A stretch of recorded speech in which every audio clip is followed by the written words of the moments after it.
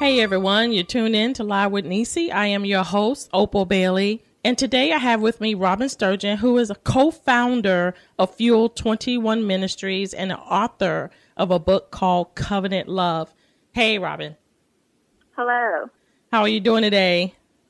I'm well. How are you, Opal? I'm doing good. I just want to say welcome to our show. And I know that you have so many good things to share with our listeners. And so do tell us, what is 21 Ministries?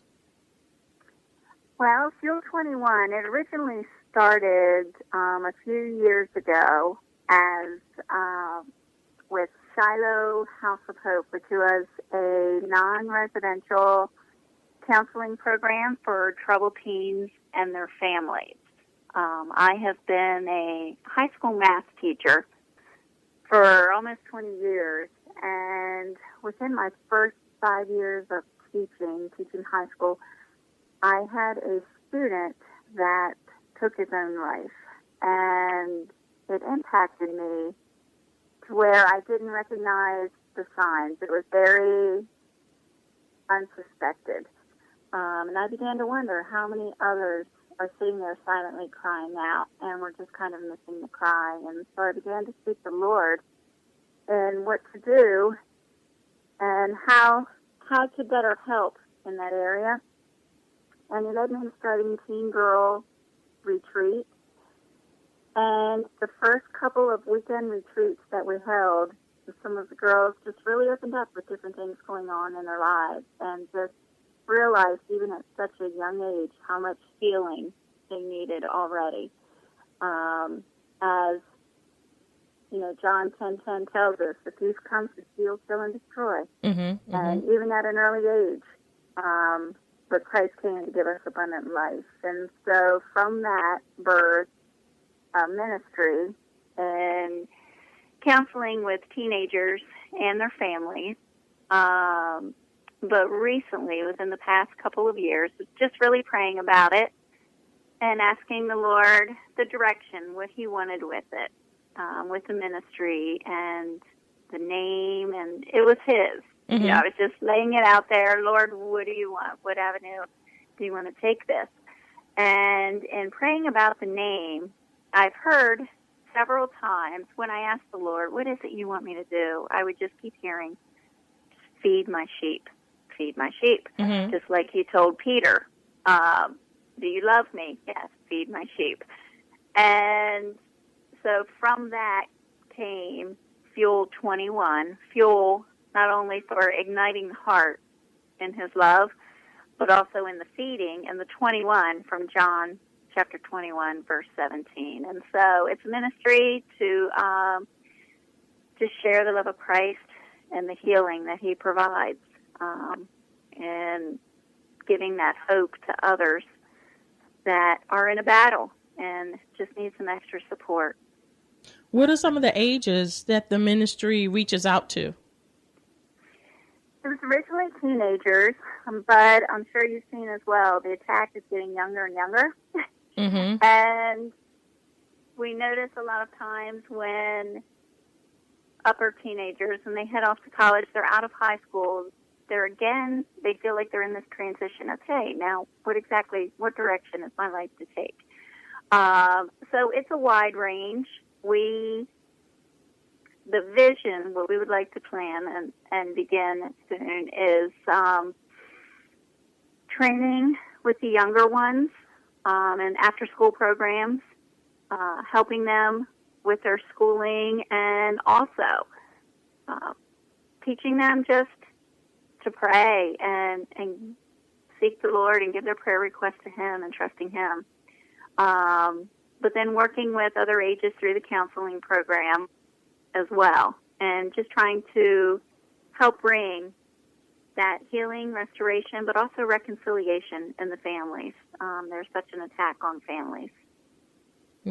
Well, I hear you say you're providing counseling services and stuff. What kind of other services are you providing with Fuel 21 with the kids? And also, does the parent have their play in this as well? Do you reach out to them, or this is just mainly young kids, from what age to what age, and the services you provide, and is parent involvement in this as well?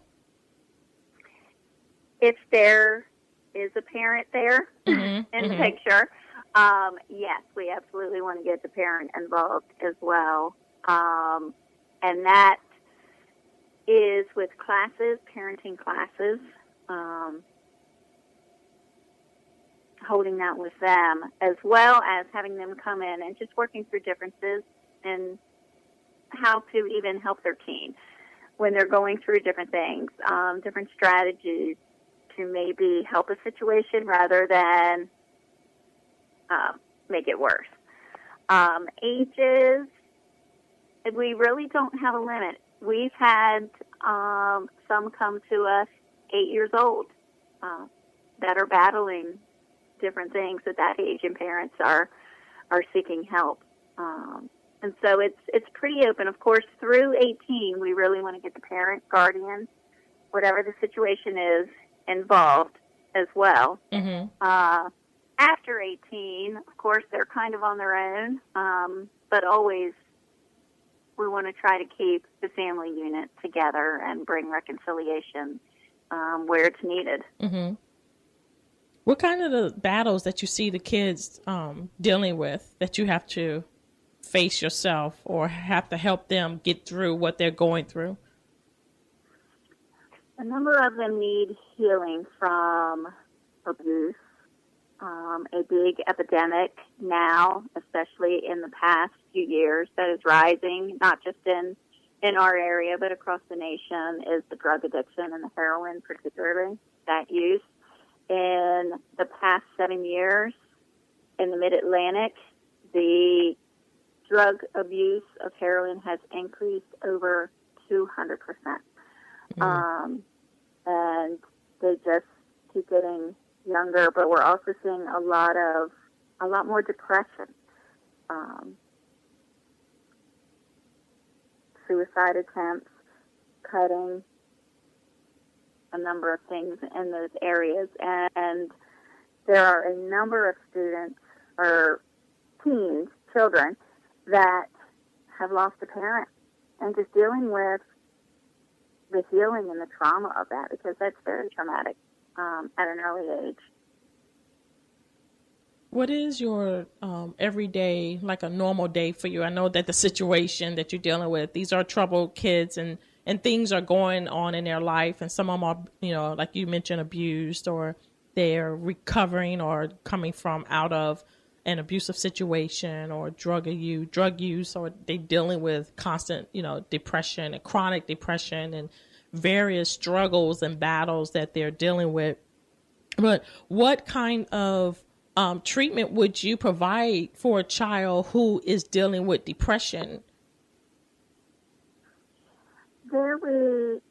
We just share with them the love of Christ, and that there is hope, there is healing, and just ministering to them in that aspect. With trauma, we're also just now partnering with, it's a local church. They have a program that uses equestrian therapy, and they've seen a number of just success stories through that. As a matter of fact, they're even partnering with some area local public schools and having the children go out and interacting with the horses and bringing therapy that way. And then, us on the counseling end, we come alongside with just getting it out and helping them with the healing and just vision for their future, and how to go on, strategies for coping when it does get very tough, and just trusting and relying, on the Word of God, which was a large reason, purpose in writing the book, is God's promises are true. He has a covenant with us through Christ, and relying on those promises and knowing that He's always there with us. In Psalms 27:10, it says, even if your father or mother forsake you, that He will never leave us. And as I mentioned earlier, there's so many that have lost either one or both parents. And growing up, trying to find their place without that is very tough. And just feeling the Lord say, I promise to be a father to them, but He can do that through His people. Like He's placed us to help nurture His children and bring them to Him so they feel His comfort, peace, and confidence in Him.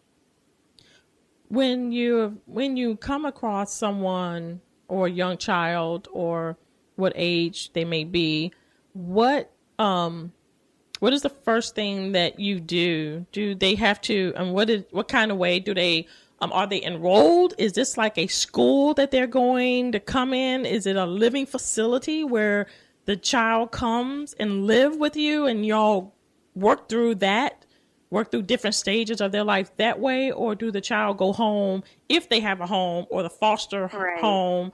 Do they, are there like the transition, or what kind of facility does Fuel 21 provide? We don't have a facility yet. So right now it's non-residential counseling and classes. So yes, they are still in their home situation. The vision is for a facility, but we're still waiting upon the Lord for that. Okay. Yeah, no, that's good. And where are you located? Are you in the city of Brevard, or where is Fuel 21 housing? Right now we were living in Orlando. Now we are back in Delaware. So right now operating out of the Mid-Atlantic region. Mm-hmm. And so when you was here in House of Hope, and that's how we met. Give a little bit of background to us. We worked at I met Robyn at House of Hope of Orlando, and House of Hope of Orlando is a living facility for troubled teens, whether through court or whether through parents, whichever way they want to, they feel that they can't handle the kids. And I was a house staff, and Robyn was one of the counselors. So that's how we met personally. And it's been over 5 years, I believe, Robyn, give and take. About 4, almost 5 now, right? Yeah, so it's been a long, long time. So was Fuel 21 kind of like it birthed out of House of Hope in a way, far as wanting to provide a facility for the teens that you've encountered in Delaware? Did it kind of originally we started in Delaware. Back in 2007. We were actually given property to start a residential program in school for teenagers. But in the permit process, we were denied our permit from the county council, so we were unable to build on that land. So we started we held the non-residential program at that point until we were asked to come serve in Orlando at House of Hope there. And it was the end of 2015. We felt the Lord sending us back to Delaware and to try to start things up again in this area. There has been just as I mentioned, just a lot going on, especially with the youth, the drug addictions. There was, unfortunately, an epidemic about 4 years ago. There were a number of youth suicides in the area. And so just coming back to this area, seeking His will, and just starting, with those that come forward and say, hey, we need some help. And partnering, we're still in the process, partnering with churches in the area as well, and just building our team a little more to, as you mentioned, eventually we would love to have a residential program here, but we're just kind of